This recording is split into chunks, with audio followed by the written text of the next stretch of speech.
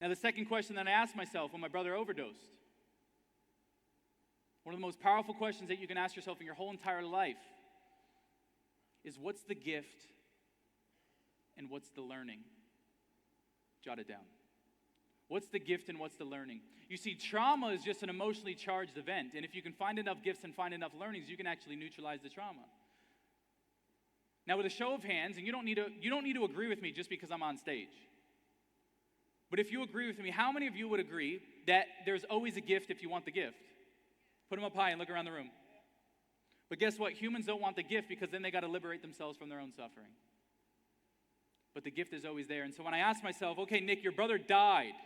What's the gift and what's the learning? My brain goes, his suffering was over. I watched the man go from sober to not sober. The battle was over.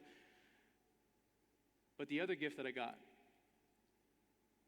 was my dad thought me, the man with no legs and an arm, was man enough to do something that he couldn't do in the moment. My dad gave me evidence. Someone say evidence. You see, as a man with no legs and an arm, there's a lot of times where I can focus on all the evidence that I'm not a good enough man, that I'm not whole, that I can't provide, that I can't support, that I can't protect. But what's wrong in your life is always available for you to focus on. But what's right in your life is always available as well.